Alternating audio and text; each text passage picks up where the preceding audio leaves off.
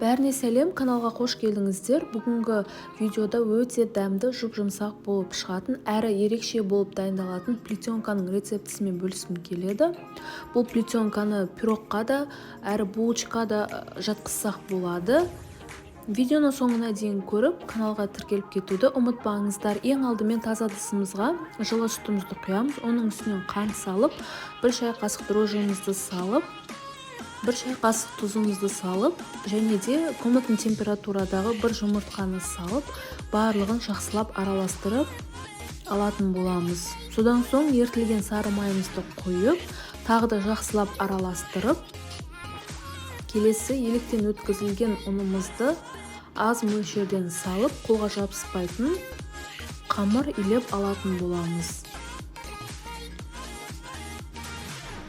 Құрамы мен мөлшерін төменгі описаниеден таба аласыздар. Міне көріп тұрғандарыңыздай, біздің қамырымыз дайын, өте жұмсақ, қолға жабыспайтын. Содан соң ыдысымызды майлап, дайын болған қамырымызды салып, көтерілгенше 1 сағатқа бетін жауып, жылы жерге қойып қоятын боламыз. Келесі начинкасын дайындайтын боламыз. Бізге осындай кез келген орех керек. Оның үстіне ертілген сары майымызды құйып, содан соң жарты шай қасық какаоны салып, какаоның үстінен 2 ас қасық корицамызды салып аламыз. Содан соң 4 ас қасық сахарный пудраны салып, барлығын жақсылап араластырып алатын боламыз. Міне біздің начинкамыз дайын, көріп тұрғандарыңыздай. Содан соң қамырымыз күшті болып көтерілді. Қамырымызды столдың үстіне қойып жаятын боламыз. Бұл жерде оқтаудың көмегімен жайсаңыздар да болады. Мен ең алдымен осылай қолдың көмегімен жайып алдым, содан соң оқтаудың көмегімен түзетіп шықтым. Дайын болған қамырымыздың үстіне начинкамызды салып шығатын боламыз. Салып шыққаннан соң лопатканың көмегімен барлық жағына жайып, бетінен басып шығатын боламыз. Дайын болғаннан соң рулет секілді қамырымызды орап шығатын боламыз.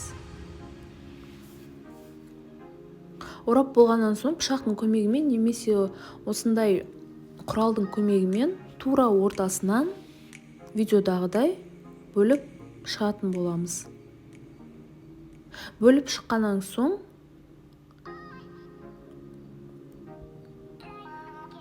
дәл осы видеодағыдай осылай орап шығатын боламыз. Міне осылай жасап аламыз. Көріп тұрғандарыңыздай өте әдемі болып шықты. Дайын болған плетенкамыздың 2 басын бір-біріне біріктіріп алатын боламыз. Біріктіріп алғаннан соң формамызға салып, немесе 4-пішті формаға да салып, тағы да бетін пленкамен жауып, 5-10 минутқа сәл көтерілгенше қойып қоятын боламыз. Міне біздің уақытымыз өтті, плетенкамыз әдемі болып көтерілді. Дайын болған плетенкамызды алдын ала қызып тұрған 180 градуста 25-30 минутта пісіріп алатын боламыз. Міне біздің плетенкаларымыз әдемі болып пісіп шықты, иісі де керемет болып шығып тұр.